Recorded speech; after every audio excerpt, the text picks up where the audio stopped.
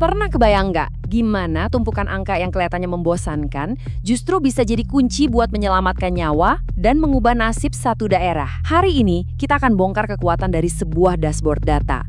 Ya, namanya emang terdengar teknis, tapi ternyata alat ini bisa mengubah total cara pemerintah bekerja dan yang paling penting, ningkatin kualitas hidup kita semua. Kita mulai dari pertanyaan yang jujur aja kedengarannya berat banget. Emangnya bisa data menghentikan stunting? Mungkin kayaknya mustahil ya. Tapi ini bukan lagi soal teknis, ini soal harapan. Bisakah kita pakai teknologi buat menyelesaikan salah satu masalah kemanusiaan yang paling mendasar? Dan ini dia angka yang jadi pemicunya. 25,64%. Ini bukan cuma statistik loh. Ini artinya 1 dari 4 orang yang kita temui di Kabupaten Sumba Timur itu hidup di bawah garis kemiskinan. Angka inilah yang mengubah masalah abstrak jadi krisis nyata yang harus segera ditangani. Terus masalahnya di mana dong? Sebenarnya bukan karena niat baiknya kurang atau programnya nggak ada. Tantangan terbesarnya itu datanya terpecah belah. Coba bayangin, informasi penting soal satu keluarga itu nyebar di dinas kesehatan, dinas sosial, dinas lain, dan nggak ada yang nyambungin. Hasilnya?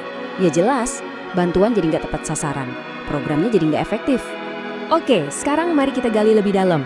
Soalnya di Sumba Timur ini ada sebuah paradoks yang menarik banget, yang akhirnya justru memicu lahirnya sebuah solusi baru yang radikal.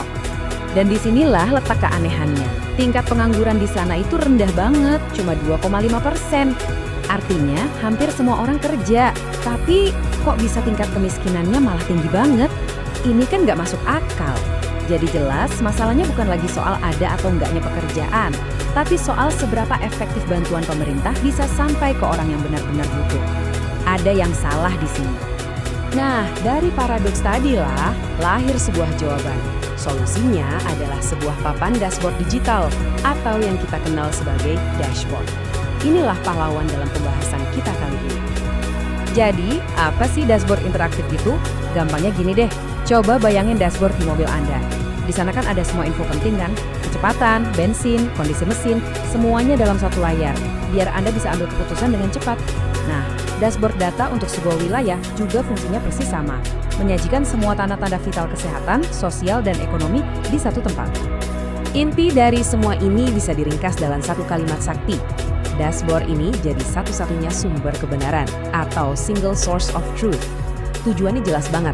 Stop era data yang mencar-mencar dan mastiin semua orang, dari bupati sampai petugas lapangan, itu melihat data yang sama, yang akurat, dan bisa dipercaya. Sekarang bagian serunya. Gimana caranya keajaiban ini bekerja? Bagaimana data mentah yang berantakan dari mana-mana itu diubah jadi alat yang jelas dan bisa langsung dipakai buat bertindak? Prosesnya bisa kita pecah jadi 4 langkah utama. Pertama, semua data dari dinas-dinas yang berbeda itu disatukan. Pakai NIK atau nomor induk kependudukan sebagai benang merahnya.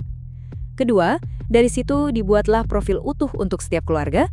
Ketiga, sistemnya secara otomatis menghitung indeks risiko stunting buat tiap keluarga. Dan terakhir, semua info ini digabungin ke tingkat desa. Dan inilah hasil akhirnya yang luar biasa. Semua kerumitan data tadi disulap jadi sesuatu yang sangat sederhana. Peta dengan kode warna. Merah artinya bahaya, risiko tinggi. Kuning itu waspada, dan hijau berarti aman. Sekarang, seorang bupati atau kepala dinas nggak perlu lagi baca laporan tebal-tebal, mereka cukup lihat peta ini dan langsung tahu kondisi seluruh kabupaten dalam sekejap. Jadi, poin pentingnya adalah apa dampak nyata dari semua ini di lapangan. Mari kita lihat gimana dashboard ini ngasih manfaat konkret bagi orang-orang yang bekerja di garda terdepan. Perubahannya itu benar-benar fundamental. Kalau dulu perencanaan itu seringkali berdasarkan asumsi, oh kira-kira, atau aspirasi yang terpisah-pisah, sekarang semuanya berbasis data yang objektif dan nyambung satu sama lain. Ini lompatan besar dari era kayaknya butuh ini, ke era tindakan yang presisi dan terukur. Dan manfaatnya ini terasa di semua tingkatan loh. Buat pemerintah kabupaten, mereka bisa alokasin anggaran jauh lebih pintar. Buat pemerintah desa, mereka punya dasar yang kuat buat musyawarah. Dan yang paling penting, puskesmas di ujung tombak bisa menargetkan intervensi kesehatan mereka setajam pisau bedah. Coba kita bedah satu-satu ya.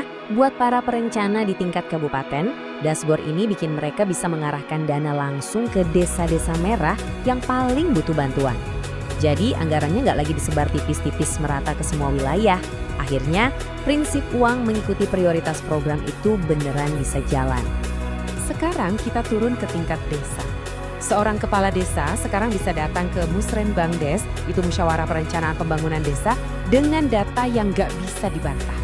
Bayangin, dia bisa nunjukin dashboardnya dan bilang, Bapak Ibu lihat, data menunjukkan desa kita darurat sanitasi. Tahun ini, dana desa harus kita fokuskan buat bangun jamban sehat untuk semua. Keputusan nggak lagi diambil berdasarkan siapa yang suaranya paling kenceng, tapi berdasarkan bukti nyata. Dan gimana dengan petugas kesehatan di puskesmas? Dengan sumber daya yang terbatas, dia bisa buka dashboard, lihat dusun mana yang warnanya merah, dan langsung fokusin kunjungannya ke keluarga-keluarga berisiko tinggi di sana. Ini adalah efisiensi yang pada akhirnya bisa menyelamatkan nyawa. Semua ini membawa kita pada sebuah kesimpulan besar. Penerapan dashboard data ini bukan cuma soal Sumba Timur. Ini adalah sebuah cetak biru, sebuah contoh untuk masa depan pemerintahan yang berbasis bukti. Jadi, apa 3 pelajaran utamanya? Pertama, dashboard data itu menajamkan prioritas intervensi, jadi kita tahu harus mulai dari mana. Kedua, dashboard ini mengoptimalkan setiap rupiah anggaran yang ada. Dan yang terpenting, yang ketiga, dashboard ini meruntuhkan tembok-tembok pemisah antar dinas, memaksa mereka buat bekerja sama. Sebagai penutup, coba kita renungkan ini.